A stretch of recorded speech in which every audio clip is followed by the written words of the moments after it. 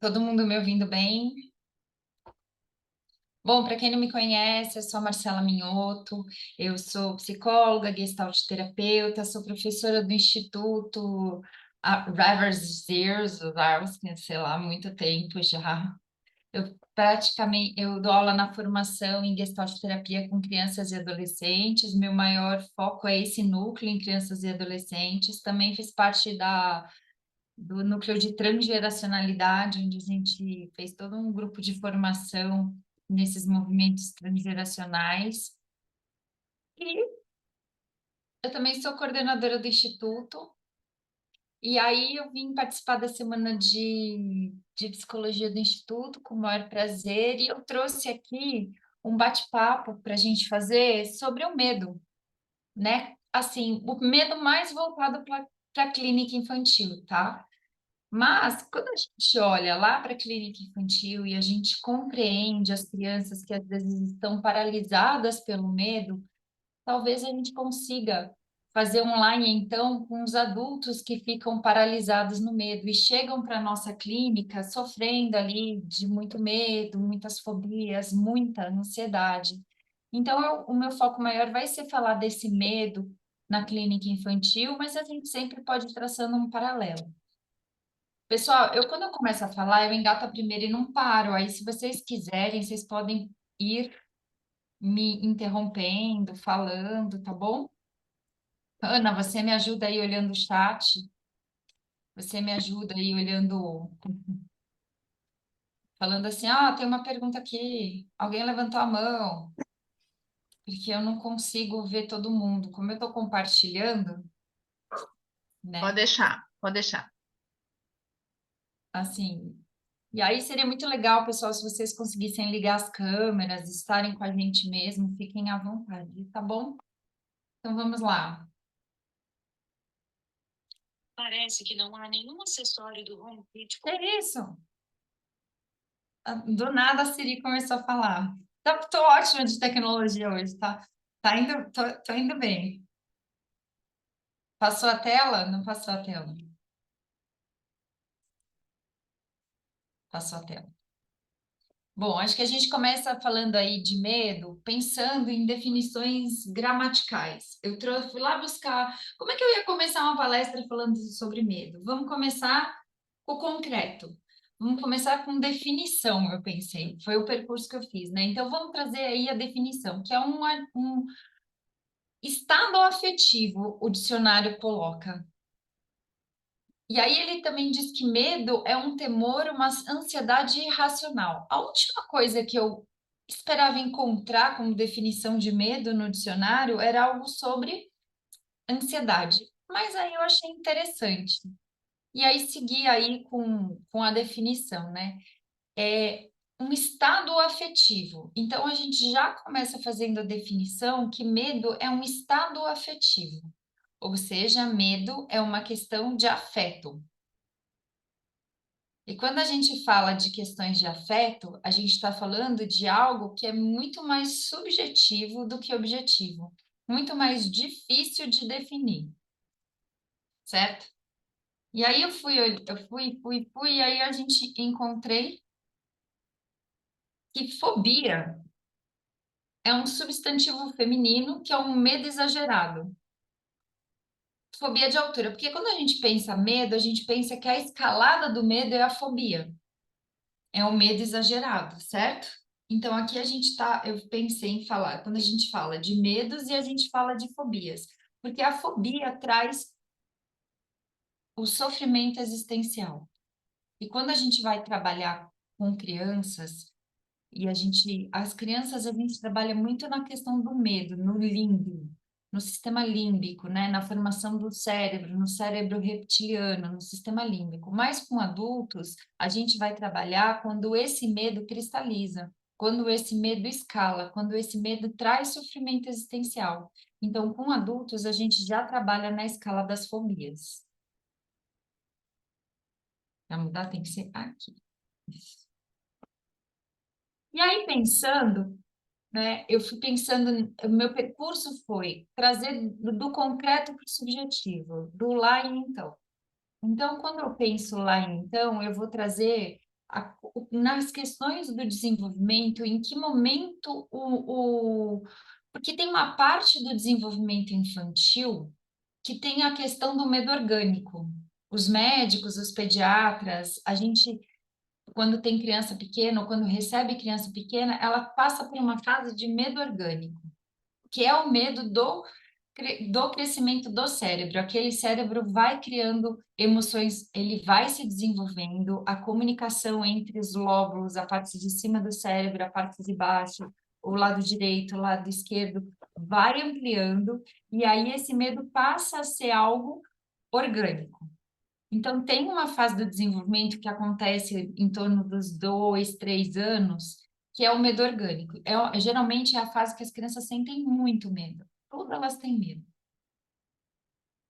E aí é interessante a gente fazer esse aparato, né? A gente faz esse encoste, né? A gente pega esse encoste na teoria, na fisiologia, mas a gente segue, porque o medo ele é bem mais complexo, né? Então, ó, em determinados momentos do desenvolvimento, a criança apresenta certos medos. E que aí eles retratam a descoberta do mundo. Eu lembro a primeira vez que o meu filho, ele tinha uns 2 anos e meio, 3, ele descobriu a sombra dele. Ele ficou apavorado, porque ele corria e a sombra, a gente estava na quadra do prédio que a gente morava, e aí era fim de tarde e estava batendo, então o ângulo que o sol fazia, a sombra dele era comprida, bem maior que ele. E ele olhava para aquela sombra no chão e ele andava e a sombra vinha atrás dele, ele ficou apavorado. Aí ele pulou no meu colo. Aí eu falei, filho, é sombra. Todo mundo tem, a mamãe tem, olha só. E aí ele descobriu que era sombra. Aí ele passou, sei lá, uns bons meses, tudo para ele era sombra. Ele falava assim para o pai: é sombra. E aí ele mostrava para a avó que ele tinha descoberto que era sombra. Então, isso faz parte, o medo vem quando você se depara com o desconhecido. E como a criança está no crescer, no desenvolvimento, ela vai se deparando muito com o desconhecido, então esse medo vai aparecendo muito, bastante, né? Que essa descoberta do mundo. Ela vai conhecendo o mundo, então ela vai tendo mais medo mesmo, né? Qualquer acontecimento que não somos capazes. Nossa, gente, NAI é difícil. Isso aí é um erro de digitação, hein? Eu já vou consertar.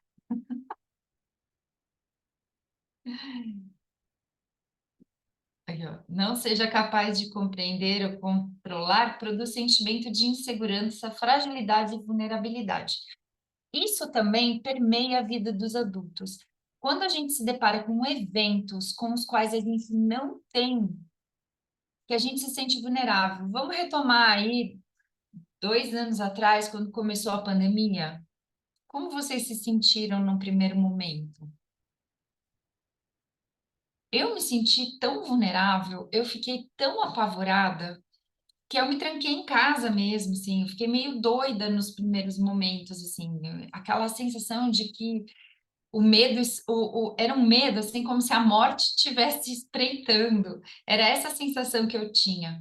Então, por quê? Porque a gente estava se deparando com algo que a gente não entendia direito, né? Hoje eu penso que talvez tenha sido a minha reação foi exagerada, dou até risada, mas naquele momento foi extremamente necessário.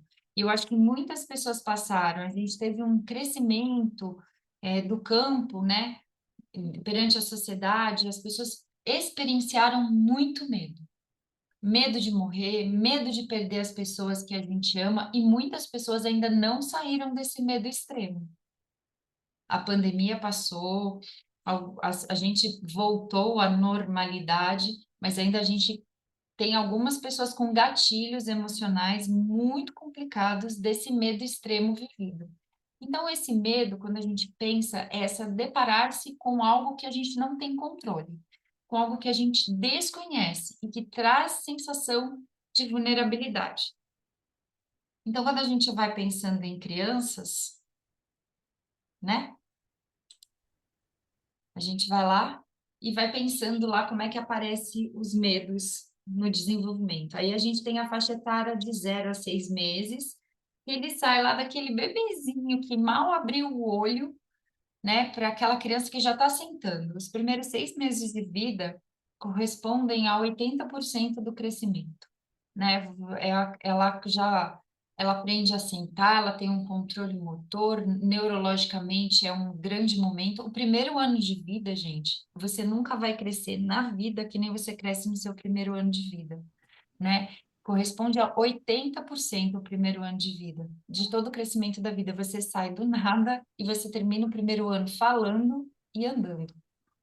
Falando, balbuciando, já compreendendo a linguagem e já assim dando os primeiros movimentos. Pode ser que a criança ainda não ande, mas ela já faz os primeiros movimentos, ou ela já está de pé, ou ela já está arriscando, ela pode não andar plenamente, ela pode não formar frases, mas ela balbucia palavras e ela sim já está na postura de Homo erectus primordialmente, né? Então, a gente tem aí esse primeiro ano como o que mais assusta os bebês é a ausência da figura do cuidador, a mãe, o pai, né? A figura primordial, porque é aquela que transmite o quê? Segurança, né? Aí a gente pode ver todas as questões do desenvolvimento quando a gente está lá, que o bebezinho, desde a vida intrauterina, das questões do contato e como o bebê é disponível para receber contato. Por quê? Porque isso depende da sobrevivência dele, né? Não tem assim, eu agora não vou lembrar, mas na psicanálise eles falam que o bebê nasce disponível para amar e nós não estamos disponível para amar ainda.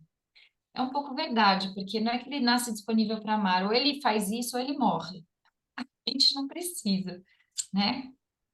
Então, tem essas questões que ele vai. Então, o maior medo que aparece maior é que aquele mundo está ampliando é o afastamento da figura do cuidador, no caso, a mãe, o pai, né?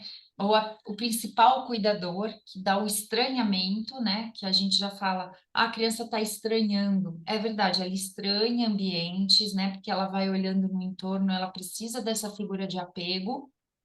E também barulhos extremos. O que assusta muito são barulhos extremos. Por quê? Porque toma um susto e aquilo dispara gatilhos de sobrevivência. Então, de 0 a 1 ano é praticamente isso que acontece. De 1 a 2, continuam os barulhos extremos, as formas, né? Eles começam a ter questões, às vezes, com animais, quando a família não tem contato com o animal, né? Quando ela não conhece muitos animais, ou mesmo a reação dos adultos que estão com ela diante de animais são muito assim, a criança começa a ter medo. Por quê? Porque aquilo é desconhecido para ela. Ela, de alguma forma, se sente ameaçada por isso, né? Aí, quando a criança, por exemplo, tem medo de gato, é normal a mãe falar, ai, mas eu também tenho, né? Ou, ai, ela não gosta de cachorro, ai, o pai dela também não gosta de cachorro. Então, a gente vai vendo aí que tem um campo familiar que também atua no medo. Guarda essa informação. A criança, até os 2 anos, ela precisa conhecer o ambiente. Então, é comum quando você chega com a criança num ambiente novo, qual é a reação dela?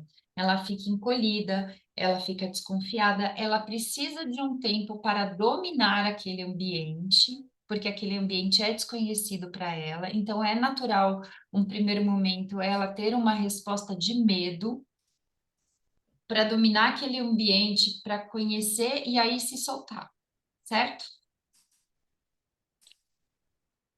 De 3 a 4, ela começa a estranhar máscaras.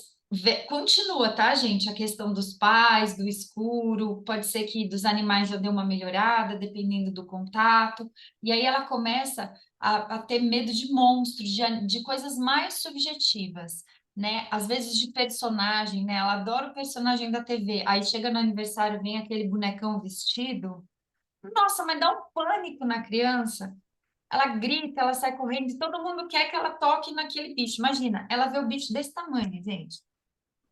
De repente, vem em tamanho natural, essa diferença de proporção também é algo que assusta a criança, porque ela está acostumada com algo muito pequeno, quase menor que ela, de repente chega um bicho bem maior que ela. Então, é normal nesse primeiro momento dessa diferença, tá? Então, nessa fase, o que vai contar também é a diferença dessa amplitude. Como é que eu explico melhor isso? Acho que ficou claro essa amplitude mesmo, né? Ela tá vendo um negocinho desse tamanho, de repente chega em tamanho real. Essa amplitude de espaço-tempo também assusta a criança, né? Com 5 anos, ela começa a viver o medo da separação dos pais. Então, se é um casal que é um casal, ela começa a perguntar: vocês vão se separar? O que que ela começa a perceber? Ela começa a perceber que as pessoas brigam. Ela começa a perceber que o casal discute. Gente, é natural. Às vezes você está discutindo, não é numa briga doméstica, não é nada, você está discutindo porque cadê a colher? Não é essa colher que eu quero que sirva, é com a outra, não sei o quê. Aí a criança para e fala: vocês vão se separar? Isso começa porque o mundo dela vai ampliando, ela começa a perceber as relações interpessoais e ela começa a sentir medo de ficar longe do pai e da mãe ou que esse casal se separe, que esses cuidadores se afastem dela, se separem entre eles e assim se separem dela. Ela começa a fazer perguntas sobre pessoas más, então se o ladrão vai vir, como é que está o ladrão, porque ela começa a ouvir, isso permeia a vida dela. Muito mais aqui, eu acho, na nossa cultura, né, que a gente vive uma insegurança social muito grande. Eu não sei se esse medo de pessoas más, de ladrões, são presentes em crianças de outras culturas. Por exemplo, em países que têm uma segurança social muito grande. Eu não sei se elas têm esse medo, mas que alguém possa separá-las dos pais, todas as crianças têm, tá? Aí que elas vão crescendo um pouquinho, começa o medo do sobrenatural. Começam as dúvidas sobre a morte, o medo de fantasma, medo de espírito. Nem é um medo que vem de forma natural, é essa expansão, né? Vai crescendo a habilidade subjetiva da criança, então os medos também vão ficando mais subjetivos, eles deixam de ser concretos e eles passam a ser subjetivos no sentido de monstros, criaturas imaginárias, perigos imaginários, né? Então, ó, vai vir alguma doença e a gente vai morrer, eu vou ficar sozinho, o escuro, que é essa impossibilidade do enxergar, também traz muita ameaça, traz muito medo, né? E assim eles vão. De 7 a 8, eles já começam a ouvir muitas notícias, eles já começam a perceber tragédias. Então, talvez durante a pandemia, essa foi uma faixa etária que se deprimiu muito, porque eles também vivenciaram um medo muito grande da morte. Eles percebiam, eles já entendiam a ameaça que a doença causava, né? Que o, o vírus ele representava, e aí a questão do medo da dor, do medo de sofrer, começa a aparecer também nessa faixa etária, certo? Posso seguir até aqui, tudo bem? Eu entendi esse dia que você me mandou. Né? Oi? Oi? Ah, não, acho que não era comigo. Enfim, então seguimos, né? Com 9 a 12 anos, é uma fase em que a criança está muito inserida nas próprias relações interpessoais. Então, já começam a aparecer os medos sociais, os medos de serem excluídos do grupo social, os medos de não serem adequados suficiente para pertencer, né? Começam os medos sobre pertencimento. Então, começam medos em relação à aparência, a imagem corporal, muito medo de insucesso escolar, de falhar, de não dar conta. Eles começam nessa faixa etária já com medo do futuro. Como é que vai ser o futuro? Esse porvir já vai se transformando em processos de ansiedade.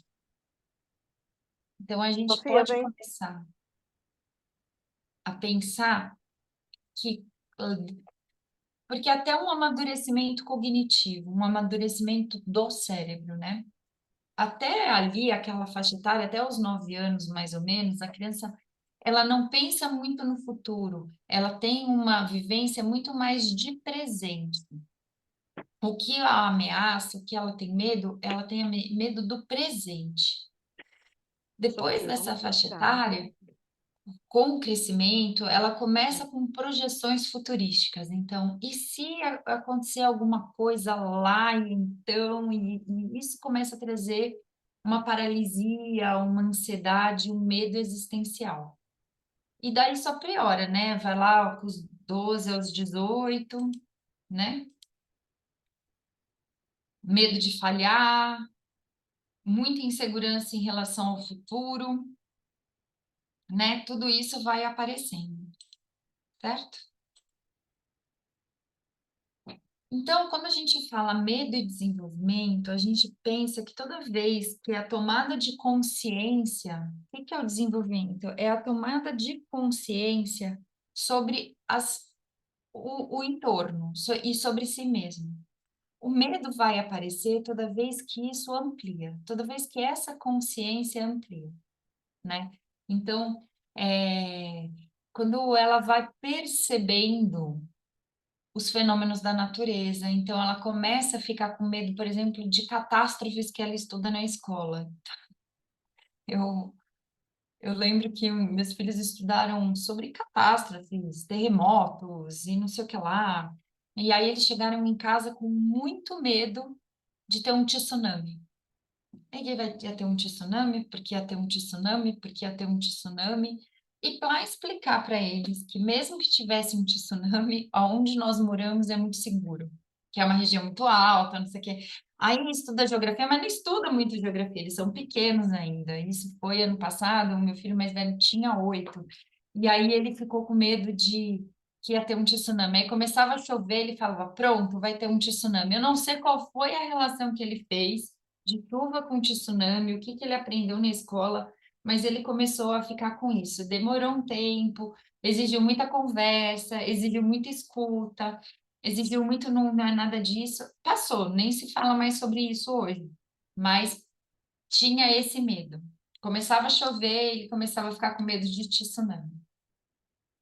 Porque é isso, vai percebendo aquilo que não se controla e vai sentindo medo, né? É aquela sentir angústia diante da imensidão extraordinária da realidade, né? A realidade fica tão extraordinária, eles começam a aprender tanto que as angústias também começam a aparecer nessa fase. Então, quando a gente vai pensando, tem uma parte do medo que a gente... Então, a gente está fazendo esse percurso de olhar as questões orgânicas que estão ligadas ao ter medo. Pensando nisso, vale a pena a gente pensar que o medo é algo necessário ao existir. Não adianta a gente pensar ou tentar viver sem medo. Talvez a gente só consiga viver com medo, né? Porque o medo está a serviço da proteção. Toda vez que o medo aparece, né, o medo meio que ajudou a humanidade a se desenvolver. Então, por ter medo dos fenômenos da natureza, começou a se construir abrigos, né? Por ter medo da fome, começou a se dominar as técnicas de armazenamento e produção de grãos. O medo está intrínseco na história da humanidade. Antropologicamente, ele faz parte. Então, tem uma parte do medo que ela é amiga, que ela está a serviço da proteção. São sinais de alerta do seu sistema límbico cerebral, que disparam hormônios, que fazem o seu corpo até ficar mais rápido, por questões de sobrevivência. Todo o seu sistema orgânico, ele é voltado para a sobrevivência. Então, quando a gente pensa nisso, a gente está pensando que o medo está a serviço da sobrevivência. Então, para crianças, acho que a principal parte, e até para uma pessoa que está com muita fobia, é dizer tudo bem ter medo. É a confirmação, né? Dentro desse olhar da Gestalt terapia, é poder confirmar essa sensação, esse afeto. para que, a partir daí, a gente possa ampliar a compreensão e o impacto que esse medo faz na vida. Porque ter medo, tudo bem, o que não dá e o que é extremamente angustiante é ficar paralisado quando se sente medo. Porque aí isso é contra a sobrevivência. Se você sente medo, você tem que ser capaz de correr, sobreviver, lutar e ficar bem. Se isso te paralisa, se isso te leva para um não movimento, é muito antagônico. Então, esse medo paralisante, esse medo que trava, que é o medo que vai trazer sofrimento existencial, né? Não é o medo amigo. Então, quando a gente está olhando para crianças e a concepção do medo, a gente está falando que a criança, a Gestalt terapia, ela sempre traz a concepção indivíduo-meio, como um sistema único, certo? Certo, né? Semana de psicologia, tô achando que eu tô falando no curso de formação. Aí, desculpa aí, pessoal, vou retomar. Para a Gestalt terapia, nós somos indivíduos sempre em relação com a gente, em relação com o entorno, em relação com o todo, formando assim um sistema que nós chamamos de sistemas indivíduo-meio. O que está em mim está no meio, o que está no meio está em mim. É essa relação indivíduo-meio que formam todas as questões de afetos e é o que dá base ao trabalho da Gestalt terapia. Uma das, né?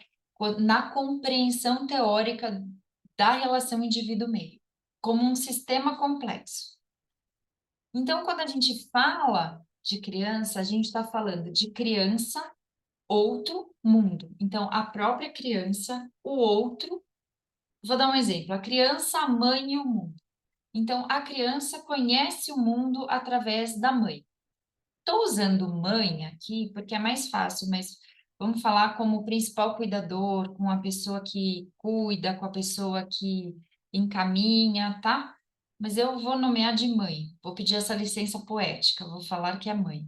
Então, ela, a mãe que apresenta o mundo à criança, a mãe, o pai, o cuidador, a avó, todo mundo com quem ela tem relação, esse outro, né? Então, como a criança vai chegar no mundo tem a ver com esse olhar de quem apresenta o mundo para a criança. Então, nessa relação, nessa inter-relação de reciprocidade, né?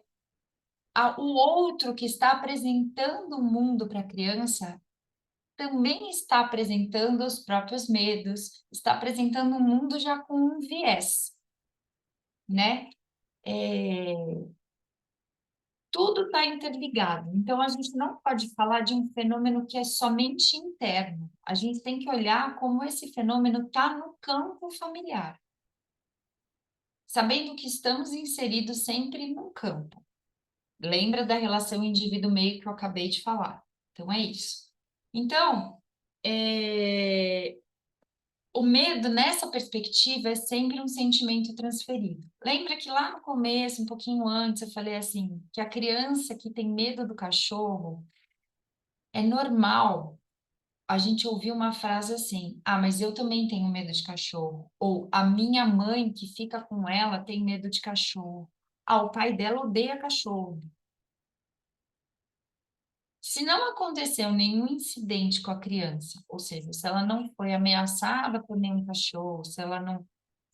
Tirando isso, que se tem um incidente, você vai ter medo, né? Porque lembra, o medo tem a ver com ameaça. Toda vez que você olha, você lembra da ameaça, o seu cérebro vai fazer você sentir medo, porque isso está a serviço da proteção, certo?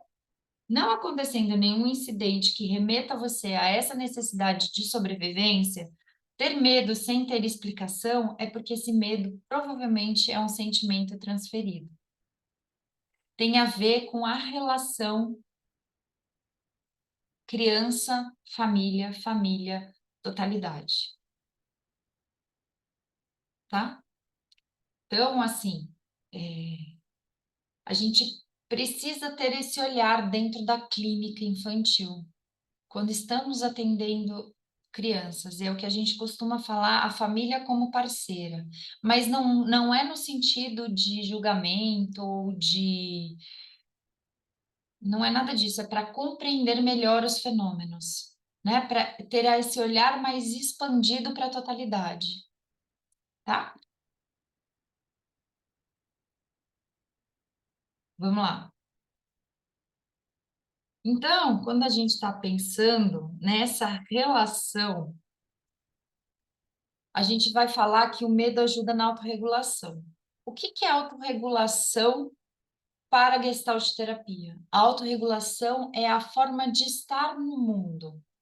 Então, você vai ouvir muito durante as palestras com esse viés gestáltico sobre autorregulação. Autorregulação é o estado natural de estar no mundo. Então, assim, desde a primeira célula do seu corpo, da menor célula do seu corpo, que fica em homeostase com o ambiente lá da biologia, esse é uma tentativa psíquica de homeostase, tá? Fazendo assim. Se o Luiz ouvir isso, ele vai me matar, mas é basicamente isso. Na semana de psicologia cabe bem, depois na formação de Gestalt vocês têm isso aprofundado, e aí vocês vão dizer que aquela louca tinha razão, tá? Então é isso. Lá na palestra que aquela louca falou de autorregulação, é isso, é uma tentativa psíquica de viver em equilíbrio com o meio. Então, eu vou buscando formas de estar de forma sadia e saudável, sem sofrimento existencial no meio. Então, o medo me ajuda a estar nesse meio, porque quando o meio é tóxico, eu vou fazer um comparativo agora, nas células da biologia. Quando o meio está tóxico para a célula, ela começa a desenvolver sistemas dentro dela, que é lá a bomba de sódio e potássio para se regular e não morrer. Porque se o ambiente fora da célula é tóxico e invade a célula morre, certo? Funciona na natureza, funciona no psíquico. Se a gente está inserido num ambiente muito ruim, tem que dar uma maneira de sobreviver a esse ambiente. Então, isso é autorregulação, tá? Por que ajuda na autorregulação? Porque tem isso, ó. Mantém distante o que não faz bem e ajuda a introjetar conteúdos. Se a criança for confirmada na sua capacidade de se regular diante do medo, pode desenvolver importantes ferramentas para a vida adulta. O que isso quer dizer? Que lá na infância, se ela sentiu medo e ela desenvolve uma autorregulação, ela é confirmada no tudo bem sentir medo, o que que a gente vai fazer com isso, como é que você pode passar por isso, o como, que na Gestalt terapia também é outra coisa. O como é mais importante que o porquê. O como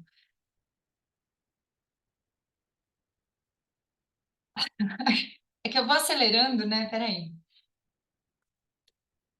Então é assim, tá? Eu não estou falando para pessoas que já fizeram formação em Gestalt, eu estou na semana de psicologia. Então, eu estou falando para estudantes de psicologia que quase não conhecem a Gestalt terapia. Ai, meu Deus. Ana, socorro. Pior que tem divisão aí, tem estudantes e tem formados em Gestalt terapia na sala. Ótimo. Então, para quem está formado, a gente vai lá e recapitula. Ajuda a tia, pessoal. Isso. Recapitulando, né? Porque, assim, uma das coisas mais importantes no atendimento clínico, a postura clínica do Gestalt terapeuta, é o trabalho com a confirmação. Então, assim, porque isso faz parte dos pressupostos teóricos e das filosofias de base. Como a gente tem pressupostos teóricos do existencialismo, do humanismo, que privilegiam o aqui e agora e privilegiam a potencialidade do vir a ser, então toda vez que você, na postura clínica do terapeuta, embasado nisso, vem as questões da confirmação. É muito, a gente trabalha com aquilo que é, com o potencial que é, com o que aparece e o que tem chance de crescer. O que não está ali, não é que não é trabalhado, não importa muito. Então, assim, apareceu o medo. Então, como a gente trabalha? fazendo, esse medo veio do não sei o quê, interpretando. Pode até ser um caminho, mas a escolha do Gestalt terapeuta é olhar o fenômeno como olhar o medo como um fenômeno. É um fenômeno para quem está observando e vivendo. Quem experiencia, quem está vivendo, tem uma perspectiva diferente de quem observa o fenômeno. Então, esta aproximação com a experiência do vivido é o que instrumentaliza o terapeuta a ajudar o indivíduo, certo? Então, quando a gente vai lá e pega uma criança ou um adulto que está sofrendo de medo, a gente precisa olhar o fenômeno e entender como é que aquilo é experienciado para o indivíduo. E quais são as relações, os gatilhos com o meio que aquele indivíduo tem. Feito isso, a gente vai olhar a potencialidade que esse indivíduo tem em lidar com essa dificuldade, que aí são as questões da autorregulação, desenvolvimento de ferramentas.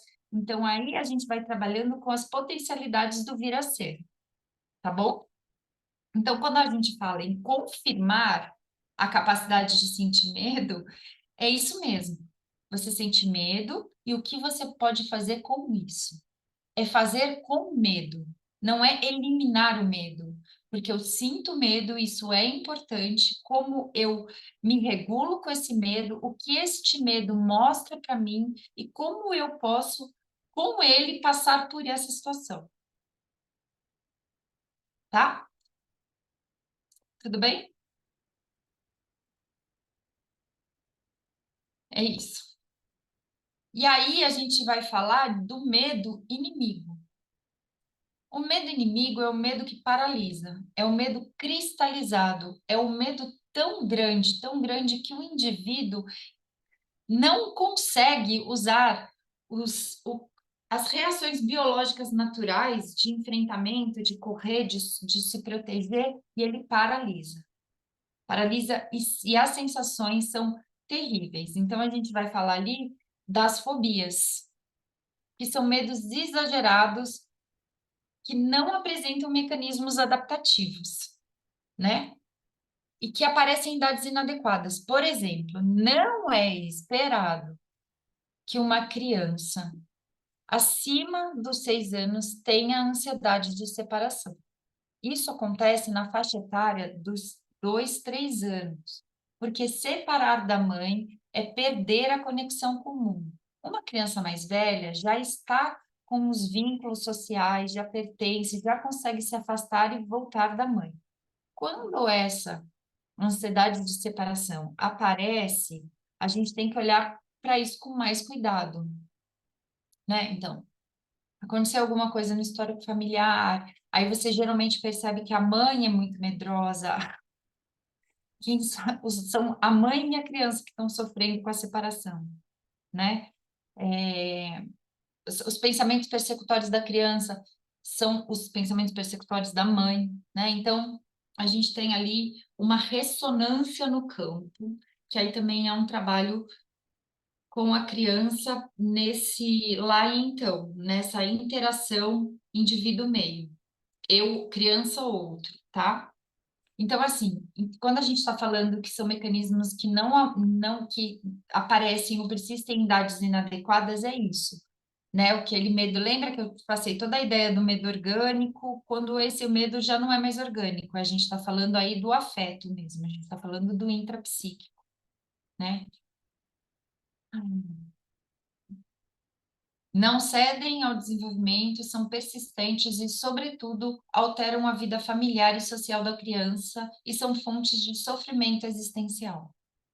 Então, a criança que já tem uma vida social, então ela já vai, por exemplo, para o futebol com os amigos. Ela para de ir para o futebol porque a mãe deixa ela no futebol e, por exemplo, vai na manicure.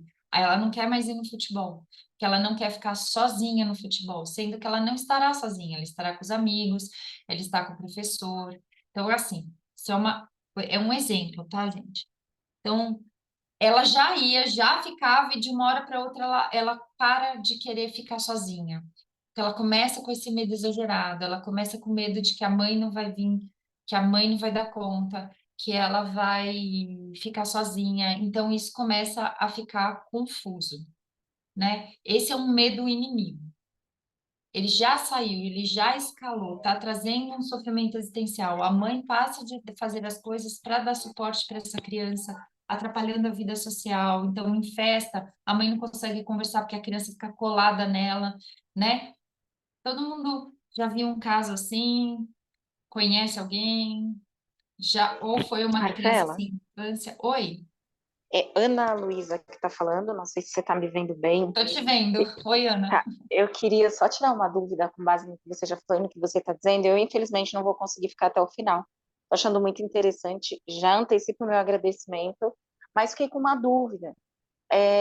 Ali na faixa dos 12, entre 12 e 18, é, acho que está no campo ainda do medo amigo, a questão da queda da autoestima, então, se é feio ou é bonito, se é gordo, se é magro. Foi uma coisa que me bateu, assim, eu falei, caramba, isso, a gente tem a ideia de que é tão negativo, né, e está num campo tido como esperado. E é bem o momento em que a pessoa ela já estabelece as relações interpessoais, então já está um pouco, não distante, mas já está fora um pouquinho do contexto familiar, né, onde ela Aham. pode encontrar medos também. Mas eu fiquei com essa curiosidade, né, e com essa dúvida, porque são coisas que eu acho que está no campo do que não é tão produtivo, né? Poxa vida, eu tenho medo desse corpo, né? Não quero mostrar esse corpo porque ele pode ser mais cheinho. Eu não posso mostrar esse rosto porque ele pode ter mais espinha, não sei. E aí eu fiquei pensando, caramba, e tá no campo do medo amigo, né? Mas tá ali na relação interpessoal, tá no contexto social, e que o nosso contexto social preconiza isso. E aí eu só queria comentar, e aí ouvir de você, o que você acha disso? Ana Luísa, muito bem colocado. É isso mesmo. É esperado porque faz parte da adolescência, né? Essas questões orgânicas que vão passando pela essa transformação corporal que a gente passa, né, nessa fase de transição biologicamente. Mas isso, claro, que tem que ser observado, porque pode ser exacerbadíssimo pelas questões sociais. E aí sai do medo amigo, né? Atender um adolescente que não se acha bonito o suficiente, que está na construção da autoestima, que você sabe que faz parte das questões da adolescência, é uma coisa. Alguém que já está ali sofrendo com o próprio corpo, de uma não aceitação do próprio corpo, porque não está num padrão, porque não é o que eles querem, porque não é bonito o suficiente, porque já começa com questionamentos maiores, essa escalada maior já está entrando no medo inimigo. Então, essa observação do fenômeno, essa inter-relação é importante, né? Então, tem uma coisa que é esperada, vai vir mesmo esses questionamentos, tá bom, mas qual é o tamanho do questionamento? E se isso leva a um sofrimento existencial ou não? Acho Entendi. que isso que é importante. Sim, sim, entendi. É, tá bom? Tá bom. Não sei Obrigada. se eu respondi, espero que tenha respondido. Respondeu sim. Obrigada. Obrigada, obrigada. Então, eu achei legal essa pergunta da Ana Luísa, porque é isso, gente. O que é esperado do medo amigo não significa que não tem sofrimento naquela mesma fase com aquela questão. Se eu deixar essa impressão, não é isso, gente. É que é esperado dentro do desenvolvimento. Então, tem coisas que a gente passa até a vida toda, né? Mas a gente para de se desenvolver teoricamente até os 21 anos, quando o seu cérebro termina a formação completa dele, vai até 25, eles estão dizendo, quando ele já não sofre mais, a plasticidade dele diminui muito. Então, a neurociência está falando aí que o desenvolvimento se estende até os 21 anos e a gente vai vivendo organicamente pela ação dos hormônios, pelas ações biológicas, algo que são mais fortes, mas claro que o fenômeno é sempre o sofrimento existencial daquele indivíduo. Pegar um adolescente que está com dismorfismo corporal, que não aceita o próprio corpo, que começa com autoagressões, que não teve um trabalho de constituição de autoestima, que é só baseado pelo fora e não pelo dentro, é um trabalho importante, é um fenômeno importante, tem a ver com, precisa olhar para aquele indivíduo que é único, para aquela questão que é única, que faz parte da adolescência, mas que talvez esteja muito exacerbada e que pode ter consequência, certo? Tá bom? Bom, aí esse é medo inimigo. Então, assim, a criança. Eu vou pular uns slides. Peraí, que eu vou fazer uma pergunta para vocês. Peraí. Aqui.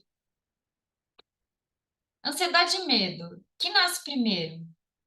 O medo ou a ansiedade? Quem nasceu antes, o pintinho ou a galinha, né? É isso que eu falo. Quem nasceu antes, o medo ou a ansiedade? Quem veio antes?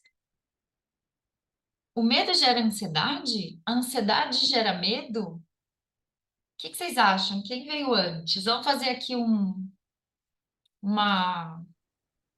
uma votação. Escrevam no chat. Olha só, estou muito moderno. Então, Oi, Sandra, pode falar? O que você acha? Quem veio antes? Eu acredito que o medo. A partir disso, as coisas, né? A forma como eu olho para o medo, né? Pode gerar uma ansiedade, né? Como eu lido, né? Com as coisas do mundo, que não é cada um, né? Segundo do corpo, como você citou. Sim, interessante. Quem mais? Quem dá mais?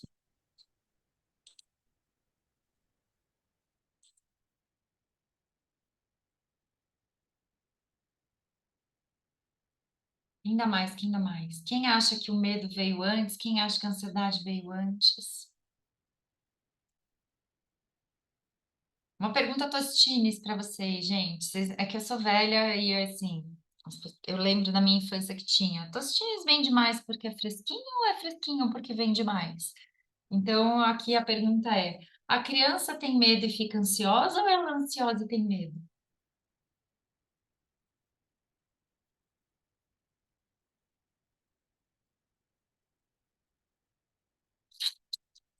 O adulto, ele tem medo porque ele é ansioso ou ele é ansioso porque ele tem medo?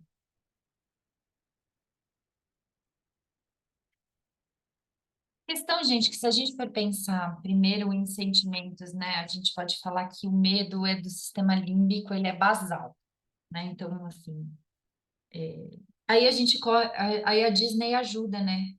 Lembra do desenho Divertidamente? Dentro da mente da criança tinha alegria, tristeza, medo,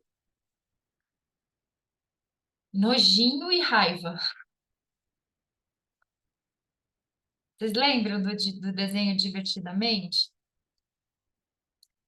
Então, assim, o medo vem antes da ansiedade. Talvez a ansiedade seja a elaboração do medo, né?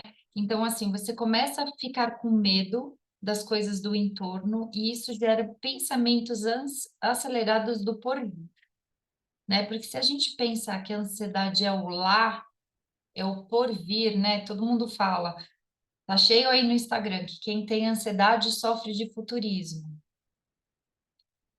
Não menos, né? Mas sim, excesso de futuro, então tá bom. Então a pessoa tá lá tentando prever, porque ela sente medo, então ela quer se proteger desse medo, e aí ela vai fazendo, antevendo os passos, e aí ela fica mais ansiosa. Sim, as crianças fazem isso. E aí chega um momento em que isso se mistura de uma forma que já não se sabe mais se é medo ou se é ansiedade.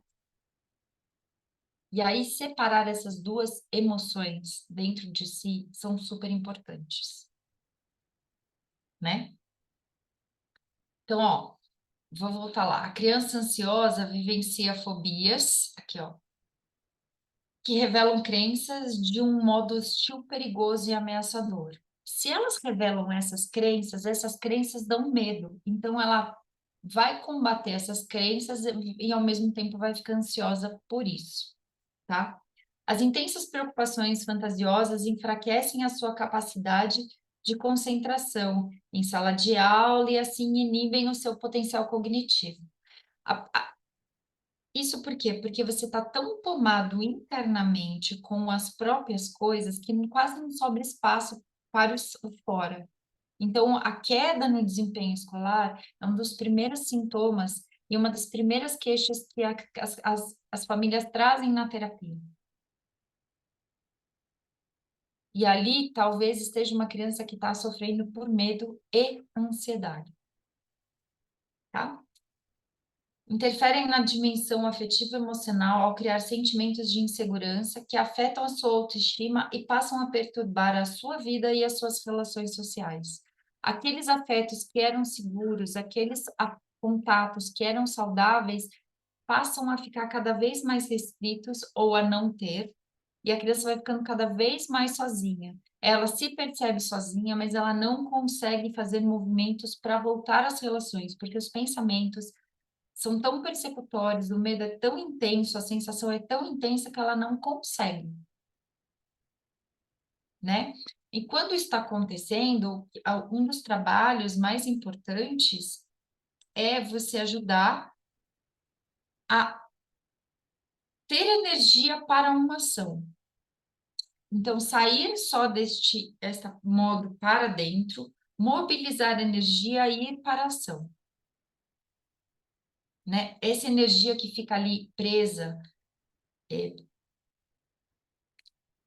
gruvinhada ali na criança, ela precisa o trabalho é como ela sai disso e mobiliza energia para a própria ação. E com os adultos também, tá?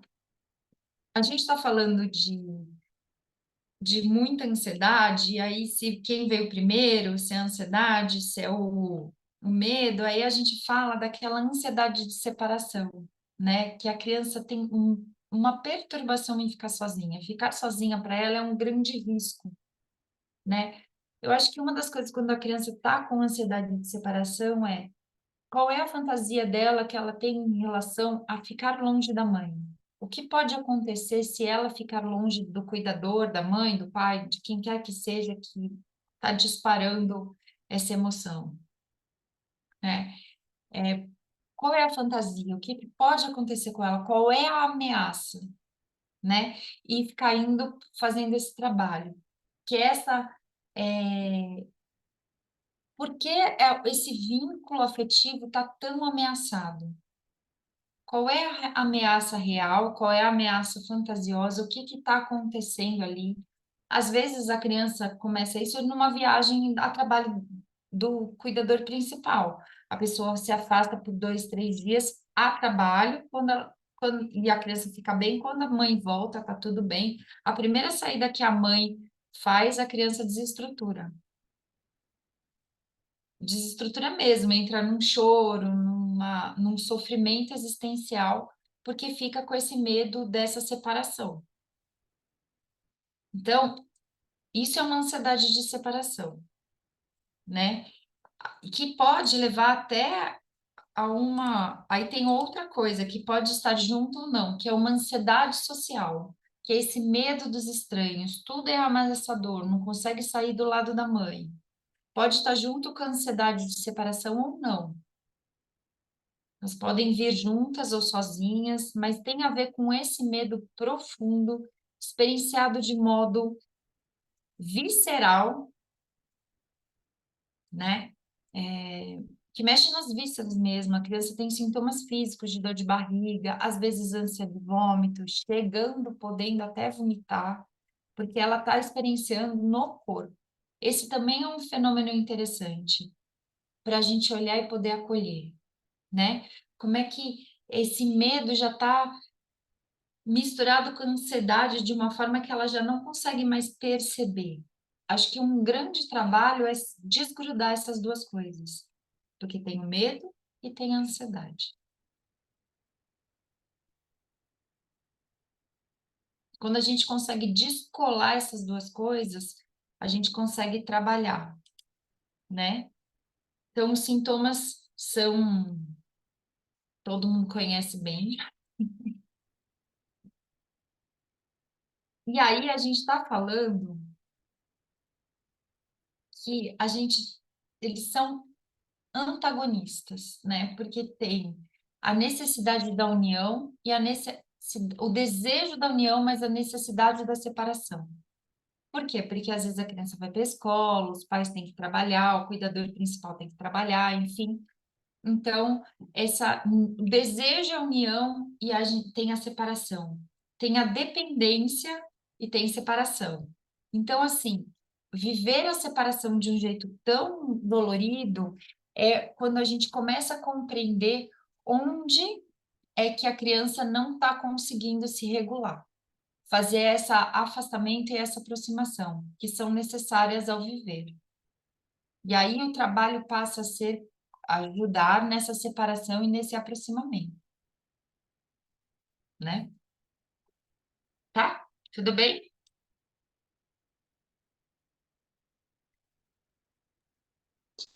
Outra coisa. Marcela, Oi? posso te interromper? Você pode esclarecer um pouquinho melhor O quê? dessa questão dessa união e separação, dessa dependência e separação? Parece que tudo ficou tão próximo. Tá. Então, o slide anterior, certo?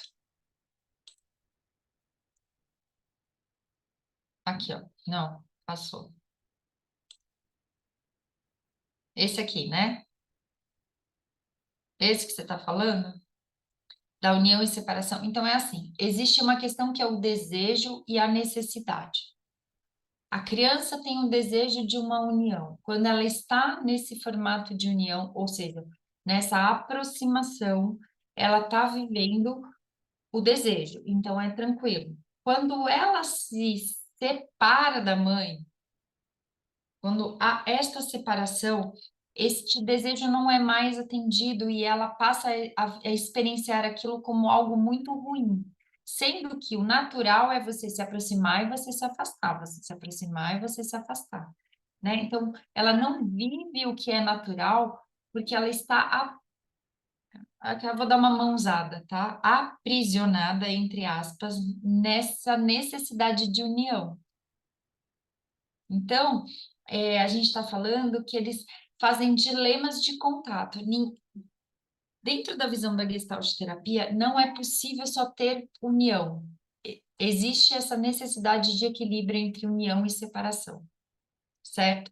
Quando tem uma cristalização em um único lado, isso é vivido de forma muito sofrida, porque você deixa de agir do que é natural. Ficou claro agora, Sandra? Então, tem uma questão também que é dependência, e aqui seria, acho que está escrito errado, não é separação, é independência. Escrevi errado. É dependência e independência, aqui também. Você, ora depende, ora tem que ir para autonomia, né? Então, esse é um movimento natural. Se depende e se experiencia ser independente. Quando a criança fica presa só na dependência, ela não quer viver o desejo da independência, que é natural da criança, que faz parte do desenvolvimento, isso também é um sofrimento existencial. Ficou claro agora?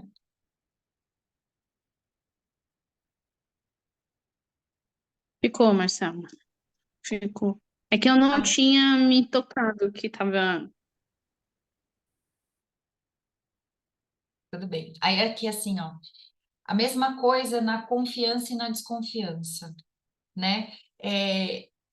Ela fica num meio de confiar desconfiando. Então a mãe fala: Não, eu vou vir te buscar a tal hora. Não, você não vai. Se atrasa um minuto, já dispara o coração, já tem sudorese, já. Porque ela confia, mas desconfia. Ela não faz, ela fica nesse movimento polar. Ou seja, ou se confia ou se desconfia. E ela fica oscilando muito rápido nisso, né? Ou se é passivo ou se é agressivo. Passivo-agressivo é a posição de uma pessoa que está sofrendo muito de ansiedade. Porque ela não sabe o que fazer com aquela energia. Para o Peirce, a agressividade, Peirce, o criador da Gestalt terapia, a agressividade é a é o que te move para o mundo. É a agressividade que a gente precisa desenvolver para quebrar introjetos, para estar na vida, para estar no mundo. Só é possível estar no mundo quando se faz bom uso da agressividade, né? Então, no livro Ego, Fome e Agressão, Pius escreve sobre a agressividade oral, essa necessidade que a gente tem de quebrar as coisas, de agir de forma agressiva. E agressiva aqui, gente, entenda que não é sair dando uma porrada em todo mundo, não. Só em quem merece. Não vão sair da por aí gastando réu primário falando que eu mandei. Não é isso, não, hein, gente? Né? É para estar no mundo. Que a gente não vive sem a agressividade. E a agressividade não tem a ver com violência. Quando a gente fala de agressividade, a gente confunde com o conceito de violência. Tá? Então, a agressividade é necessária ao existir, mas ela não pode se transformar em violência. Não confundam os conceitos, tá? E aí, o trabalho com a criança é justamente nisso, ó, lidando com o medo, né? O mundo externo tem, como é apresentado e percebido, ele é acolhedor, ele é ameaçador, ele é curioso, ele é perverso. Como a criança percebe o mundo, como ela descreve através do brincar e através do brincar e das pinturas e das experiências próprias descritivas da criança, como é que ela percebe esse mundo? E aí as dinâmicas parentais também são importantes porque são a primeira forma como a criança compreende o mundo. Eu já falei isso lá atrás, né? Como eles apresentam o mundo para a criança é o que vai estar, né? Imagina, gente, vamos fazer um exercício de imaginação. Uma família de refugiados de uma guerra. Você acha que eles vão apresentar o mundo para a criança como? É um mundo seguro? É um mundo bom de se viver? Ou é um mundo em que a gente tem que tomar muito cuidado, está lutando pela sobrevivência? O contexto em que se vive é importante. Uma pessoa que tem um estresse pós-traumático, no contato com o outro, como é que ela vive? Olha o chat.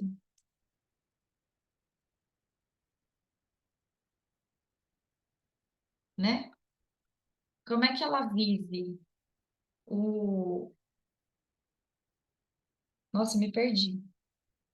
Fui olhar o chat e me perdi. Seni, me ajuda. Agradeci ela.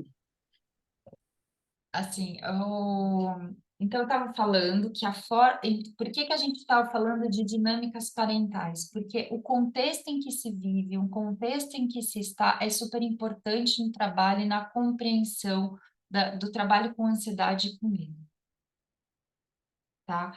Uma pessoa que tem um estresse pós-traumático, ela precisa da agressividade para enfrentar as questões que a ameaçam. Sem isso, ela não vai conseguir. Se ela fica só sendo ameaçada, ela tem que sentir que ela tem a potência de poder passar por isso.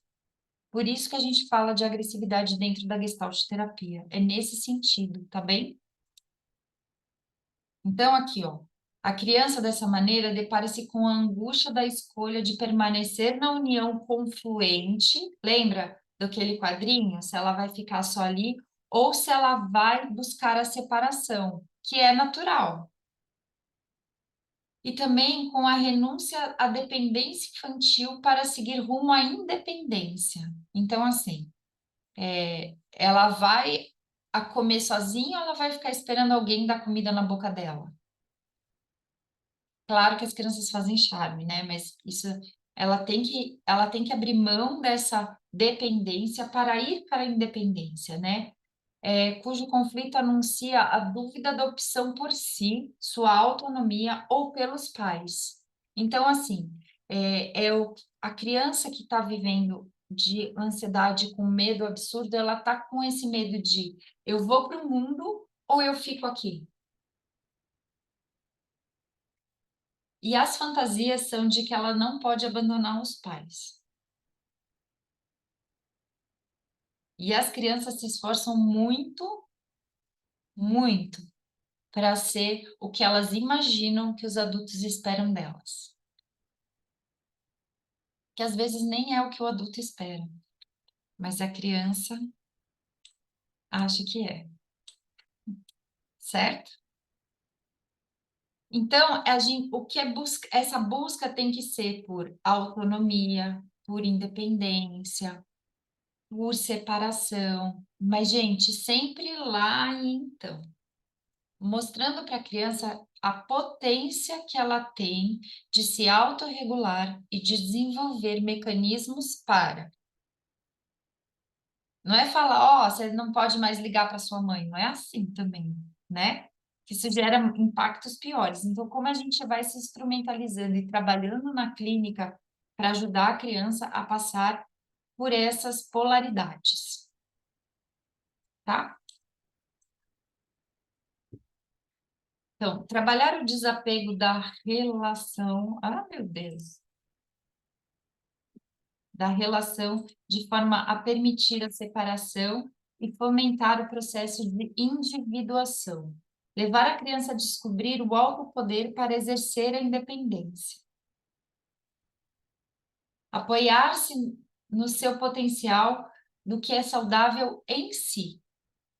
Estimular a autoexpressão espontânea para aprender a deixar as coisas fluírem naturalmente sem ficar a esperar o trágico.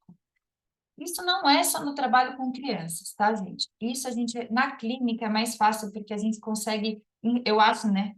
Eu acho, ser terapeuta infantil, eu acho mais fácil trabalhar com a criança, porque a gente vai propondo no brincar esse experienciar que ela tem, né? Como é que ela faz para sair da dependência para ir para a independência, essa aproximação, esse afastamento. Então, a gente consegue trabalhar com materiais mais...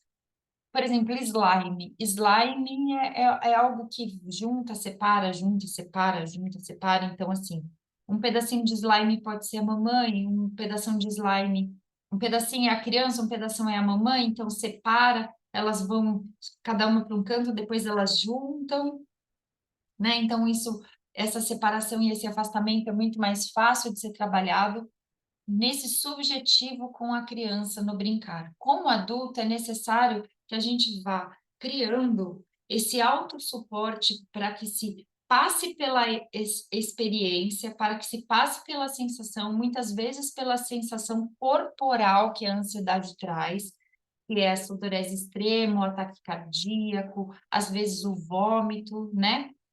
Aquela sensação de falta de ar, para descobrir que a partir disso pode-se fazer algo, né? A paralisia não é natural, o movimento é natural. Então, como é que a gente estimula que se autoexpresse de forma espontânea sem ficar com medo, por exemplo, do julgamento de que está se passando mal por ansiedade, né? Como é que a gente vai fazendo esse caminho também na clínica com os adultos, tá? Conversar com a criança para desmistificar o medo, de modo que ela possa lidar com a sua vulnerabilidade. Eu gosto de mostrar para elas um videozinho, que eu não achei para colocar ele aqui na palestra e também, gente, não ia dar tempo. É um videozinho de um menininho que é um bonequinho que ele tá cantando que ele tá com medo, e aí a luz está apagada e ele acha que é um vulto. Na hora que ele acende a luz, é um aspirador. Ou é um cabide com casaco. Então, a gente vai trabalhando isso porque às vezes a imaginação do que é pior do que o fato. E geralmente com adulto também é assim, o que eles imaginam que pode acontecer é pior do que o fato. Então, voltar para o aqui e agora, voltar para o que é, e tudo que é no agora. Aí a gente volta de novo para as questões básicas da Gestalt terapia. Aqui e agora, contato e processo de awareness, né? Então, o que isso quer dizer? Aqui agora é o aqui agora. Tudo que é no agora. Então, quando você faz contato com o agora, você para de projetar, você interrompe alguns mecanismos que estão ali te consumindo, com a criança também, e aí você consegue lidar com a vulnerabilidade real, diante do perigo real, e não o imaginário e as fantasias. O adulto também. Então, a gente volta para agora, faz contato com a sensação, faz contato com o sentir, né? Que é contato mesmo, através dos órgãos do sentido. Se escuta, se perceba, toque seu corpo, perceba o corpo, volta para o corpo. E isso leva a um processo de tomada de consciência que muda a totalidade, que é o que a gente chama de processo de awareness. Tá? Tudo bem? Então, ó, promover experimentos com a energia agressiva. Lembra que eu falei que dentro da Gestalt a agressividade, a energia agressiva é algo importante, que é diferente da violência, gente. Não confundam os conceitos, tá? A energia que é uma energia emocional que mobiliza para uma ação, que dá senso de poder e força. Muitas vezes existe esse aprisionamento só na sensação e na emoção, não tem uma mobilização de energia para uma ação, que é o que faz o movimento acontecer. Então, a gente vai trabalhando com essa energia para que se vá para a ação, né? A fim de exteriorizar diretamente necessidades e sentimentos importantes que estão como fundo do conflito. Tá? E para finalizar, para Winnicott, a criança saudável é aquela que tende no sentido da independência e da aventura. Então, desejosa de abdicar da dependência absoluta e relativa das figuras parentais no curso do processo de desenvolvimento emocional e da formação da personalidade. Isso aí tem a ver com incentivar a criança a descobrir o próprio potencial, a própria criatividade, e assim desenvolver ferramentas para ir para o mundo, superar os medos, superar, não diria superar, compreender o medo, né? E a partir desta compreensão e desta integração dessa sensação, e todos os pensamentos que isso geram, poder ficar mais com essas ferramentas e assim estar mais apta para ir para o mundo de forma criativa, desbravadora, que é o que se espera. Mesma coisa com adultos que sofrem de ansiedade, é poder habilitá-los a desenvolver as ferramentas que eles precisam para passar por este momento de dúvida, de forte imaginário para seguir adiante. Certo? Então, olha só, eu acelerei na velocidade 2 do WhatsApp e acabei antes do tempo.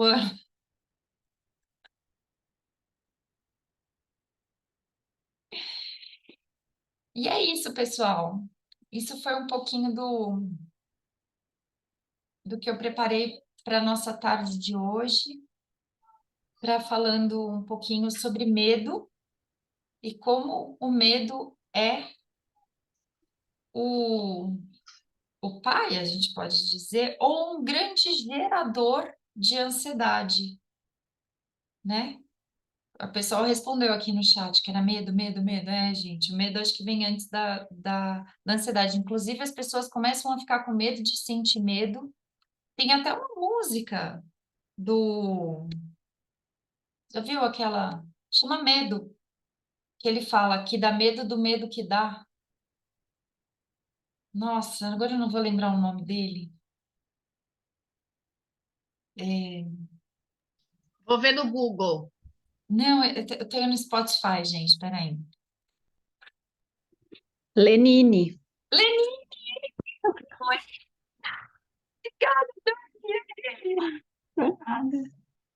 É, a música chama Medo, e ele fala que dá medo do medo que dá, e ele fala que o medo é algo que te aprisiona, e é isso, eu gosto muito dessa música. E aí, é... ai, me perdi. Eu gosto muito dessa música, que ele fala sobre essas questões, como o medo aprisiona, e como você é aprisionado aqui, paralisado, o que não é natural, não é a resposta orgânica para o medo, é que faz todo o processo de ansiedade surgir. Certo? E também.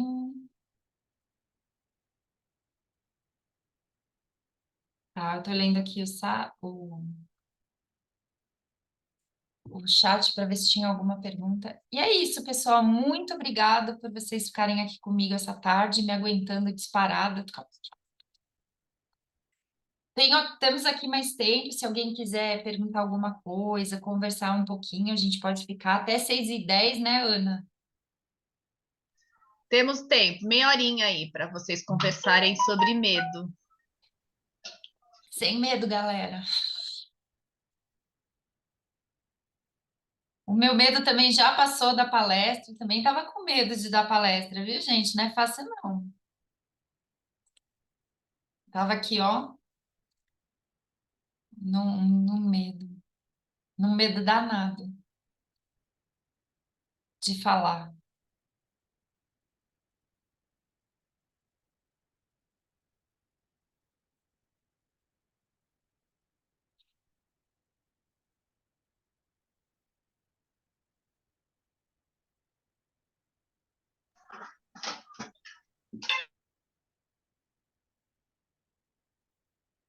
Pessoal, estou disponível. O que vocês quiserem perguntar sobre Gestalt, sobre medo.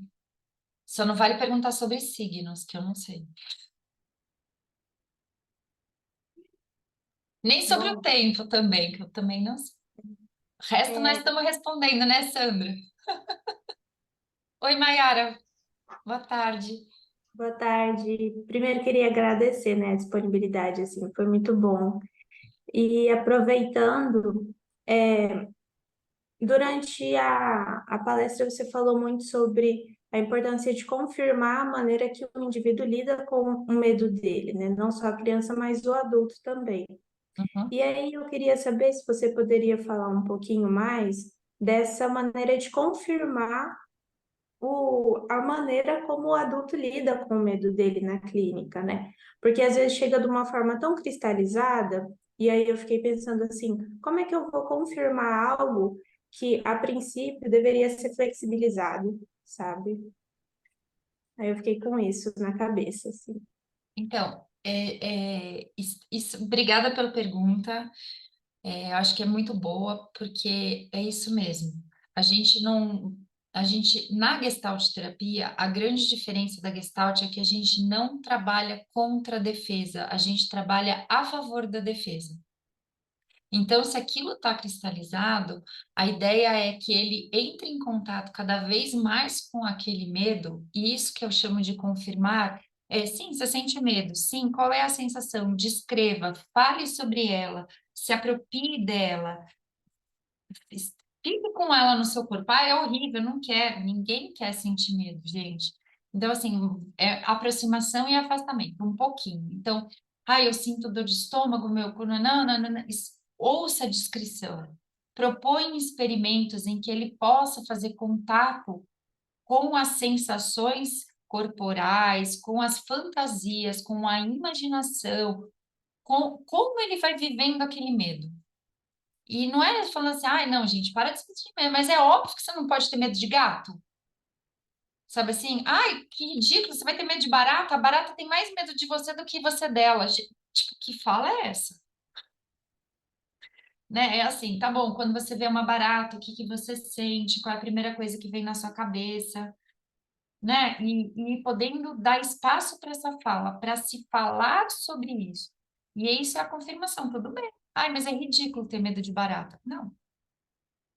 Mas você sente, não, o que a gente sente não é ridículo, né? E também desconstruindo essas falas que vêm do social, que a gente vai ouvindo na infância, do tipo, larga de ser ridículo, é só uma barata, né? Tipo assim, ou, que ridículo, é só um cachorrinho, ele não vai fazer nada com você, passa a mão nele, e a criança tá lá, sofrendo com o cachorro. Tá bom, quando você vê um cachorro, o que que você sente, o que que você imagina, né? Então, assim, eu tinha uma paciente que ela tinha muito medo de cachorro. E na esquina do meu consultório tinha um pet shop. Eu comecei a levar cachorrinhos de pelúcia para ela e a gente começou a brincar com os cachorrinhos de pelúcia. Depois a gente começou a ir até o pet shop. E aí a gente entrava no pet shop, olhava os artigos de cachorro e saía. Depois a gente começou a assistir os banhos dos cachorros através do vidro. E um belo dia ela não precisou mais desviar dos cachorros na rua. E sempre falando o que que ela sentia quando ela estava vendo o cachorro. E ela falava que era para ela era confuso, que ela achava tão fofinho, mas ela tinha muita aflição de pensar que ela tinha que pôr a mão. E eu falei, ai, que bom que a gente está atrás do vidro, que a gente não precisa pôr a mão, né?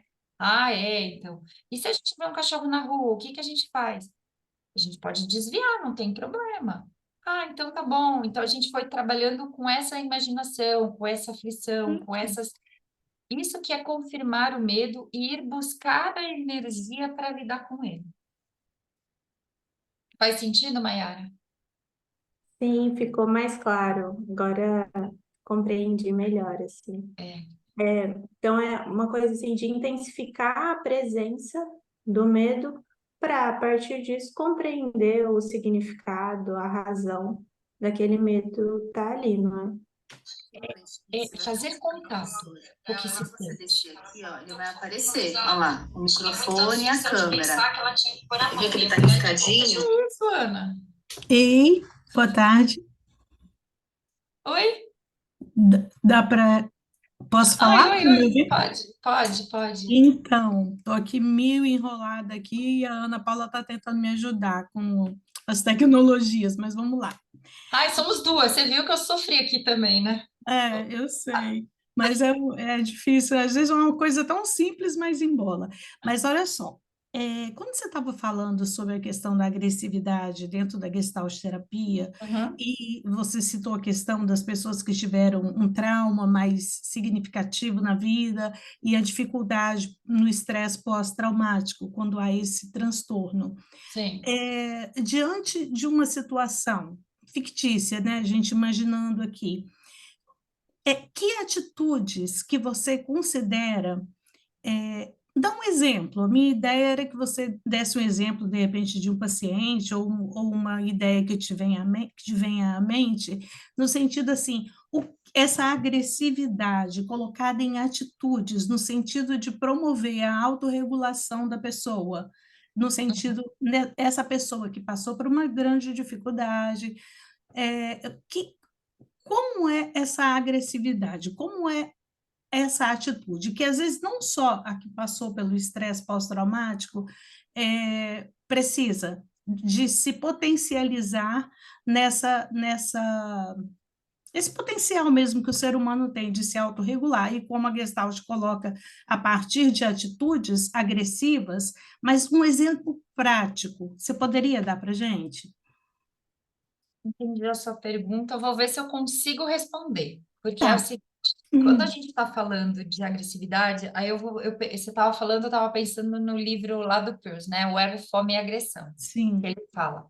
Então, é o seguinte, então, aqui, que a agressividade serve? Para quebrar introjetos. Então, ele fala que o ato de falar é o mesmo ato de mastigar, que é o mesmo ato de morder, em que isso dá possibilidade de você, da mesma forma que você faz com os alimentos, que você quebra e fica com os nutrientes e o que não serve você joga fora, quando você fala sobre as coisas, essa fato de falar é como se você estivesse quebrando e aí traz a possibilidade de jogar fora o que não serve e ficar com o que serve.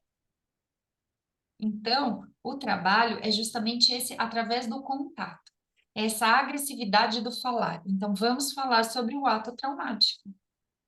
Ah, mas agora eu não quero. Ah, tá bom. Então agora você não quer. Aí do nada, você quer um negócio traumático. É trazer esse falar, é trazer esse contato, é trazer para o contato. ok. Mas um exemplo prático, eu digo assim, que talvez você já tenha vivenciado de algum paciente que você, de repente, promoveu, facilitou para que ele possa, vamos supor, você tem um paciente que tem que dar uma palestra e morre de vergonha e fica todo suado e tal. Como ele vai ter uma atitude baseada nisso que a gente que você colocou, para que ele possa superar essa dificuldade e enfrentar esse medo de forma agressiva, segundo a Gestalt, segundo Peirce? Ah, não, então assim, não é de forma agressiva, a gente vai usar a energia agressiva para Sim, ajudar ele a desparalisar. Então, tá bom. Então, quando você tá. vai falar, você tá todo suado, você tá, não sei o que, a primeira coisa, traz para o corpo. O que o seu corpo sente? Aí ele tem que fazer contato com o corpo, aí ele vai ter... É bem difícil, porque a pessoa tá ali e a última coisa que ela quer é sentir, né? Sim, sim. Justamente o que a gente quer não sentir.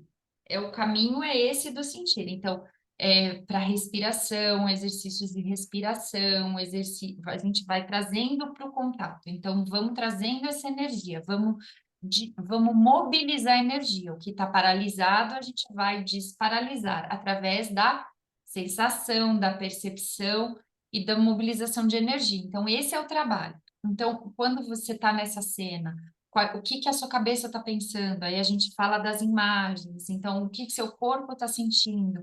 Mas isso assim, né? A pessoa resiste, aí você, finge que tá bom, então tá bom. Só fiz uma nota mental que a gente não vai mexer nisso, tá? Nunca. Tá tudo ótimo, a gente não vai falar sobre isso. Dali 2, 3 sessões você retoma isso com a pessoa. Mas assim, me dando um tapa na cara, uai, mas você quer como? Uhum. Né?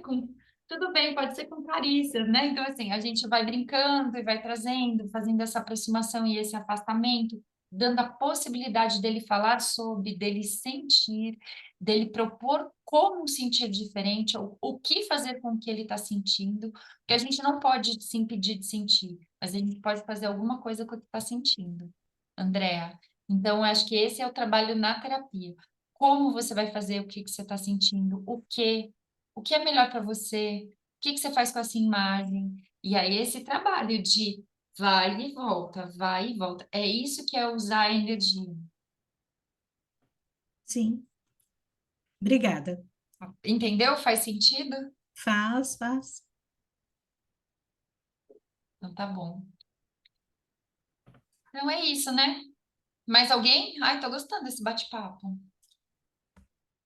É mais legal bater papo do que dar palestra, gente. Marcela, boa noite. Oi, Sandra, boa Eu noite. quero só agradecer, tá bom? Obrigada. Mas eu acho que eu também fiquei pensando numa coisa. O quanto que os adolescentes com 12 anos, eles estão muito na ansiedade, né? Intensa Uhum. e saindo dos meios sociais. E muitas vezes, essa mobilização de energia que você pode falar, o quanto que é difícil para eles saírem, né, do campo, porque eles não querem a separação, né? Eles querem um lugar seguro e eles não vão para fora, né? Eles não querem ir para a escola. E aí, às vezes, se fecha, porque aí vem a depressão junto, enfim. E aí você, aos pouquinhos, eles vão se colocando no mundo. Mas aí também me veio o quanto que, por um lado, para o pai, para a mãe, para a escola, é difícil lidar com essa situação. Como é Uhum. que você lida num consultório com essa situação que o campo exige? Por exemplo, Porque a gente, tudo bem, tem o psiquiatra que fez a parte dele, que é importantíssimo, porque, né, sozinho já, né, um caso. E que você falou, né, o quanto que é difícil, que a gente vai entrar nessa linha aí, né? A pessoa já tá doente, né? Ela vai entrando aos pouquinhos de novo no campo social. Seja andar de bicicleta, parado, jogar bola, tal, e aos pouquinhos vai querendo novamente, por exemplo, ir para a escola, porque é o que a gente está chegando muito, né? Enfim. E aí eu fiquei pensando nisso, como que lida, né? Porque não tem uma receitinha pronta, eu sei disso. não, então, é Mas está assim. vindo tanto. A gente precisa olhar qual é o contexto, qual é o fenômeno daquele indivíduo, né, Sandra? Primeira coisa, né? Então, é um adolescente, 12 anos, início da adolescência, né? Então, início da adolescência, início das transformações biológicas corporais, né? O mundo ficou bem complexo para ele, né? Vindo de um contexto pandêmico de 2 anos né? Também como a gente vai olhando todo esse contexto, como é a dinâmica familiar, qual é essa dinâmica da escola, como é que ele percebe, principalmente, Sandra, o entorno, né? As questões dos comportamentos sociais, como é que ele percebe os papéis sociais, como é que o mundo está massacrando ele naquele momento. Se é uma criança altamente sensível, se é um adolescente com qual nível de sensibilidade, eu acho que são várias coisas que a gente vai olhando e vai compondo uma imagem, né? E se instrumentalizando para o contato. É muito difícil na clínica o contato com o adolescente, porque eles já chegam na terapia não querendo estar. Se bem que hoje mudou bastante, viu? O que tem de adolescente vindo para terapia porque falou para a mãe que quer fazer terapia, e aí a mãe fica, mas por que que ele quer fazer terapia? O que que ele eu tô ajudando? O que que eu não estou conseguindo? O que toda mãe não consegue, né? O que é normal. Então, eles vêm com essa necessidade de falar, de desconstruir, de quebrar, né? Então, assim, às vezes está com muito baixa energia. Aí, qual que é o caminho? Às vezes é o esporte favorito, às vezes é o videogame, é o jogo. Gente, já tive que aprender sobre jogo, já tive que sentar e ver tutorial, porque ficava falando de um tal de LOL, LOL, LOL. E eu falo, meu Deus do céu, não sei que negócio é esse, o cara só falava disso. Aí fui estudar o tutorial, aí descobri qual que era o jogo, que é um RPG, não sei o que, não sei o que. Aí comecei a conversar com ele sobre isso, e ali fui pegando as metáforas do jogo, fui trazendo, a gente foi trabalhando, né? Qual é a via de acesso? Qual que é a porta que abre? Como é que a gente entra? Tem tudo isso para ser visto, né? É, e a gente vai cuidando disso, ajudando no retorno dessa energia. Aí tem que tomar cuidado também, porque se a energia explode, aí começa a fazer besteira, né? Aí tá sem energia, aí a energia explode, aí sai fazendo besteira. Aí ela vem a mãe com a faca no seu pescoço, aí você já fala, ó, vai piorar antes de melhorar, porque é a integração das polaridades saiu de um nada, foi para um tudo, acelerou de 0 a 100, agora vamos ter paciência que vai voltar. Tem tudo isso na clínica com adolescentes, né? É, então, assim, a gente tem que olhar para o biológico, entender que tem muita mudança, entender que tem o papel dos hormônios, da transformação do cérebro, tudo está complexo ali. Entendido isso, o que está muito fora dessa curva? O que está exacerbado nessa curva, entendeu? Também qual é o contexto social, tudo isso a gente vai olhar, montar esse cenário para ver onde está. Não sei se eu respondi sua pergunta, Sandra, não sei se ficou claro. Ficou? Ah, que bom.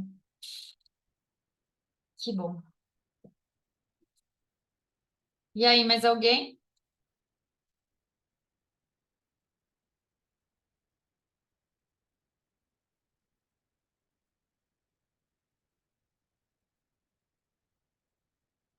Bom, então, gente, muitíssimo obrigado por vocês terem me ouvido, terem passado esse fim de tarde comigo. Espero ter contribuído. Para quem não conhecia a Gestalt, ficar ainda mais curioso para conhecer. Para quem já conhecia, continuar estudando, continuar aqui com a gente, tá? E é assim, espero encontrar vocês ainda por aí, no Instituto, Obrigada, Vilmar. nos cursos, de nada. Foi um prazer muito, muito grande. Adoro falar, não sei se vocês perceberam. Adoro Muito falar. obrigada. Obrigadão, gente, ó. Beijo, Mar. Beijo e boas palestras, boa semana para vocês. A semana só está começando. Aproveitem. Isso mesmo, obrigada. Tchau, tchau. Tchau.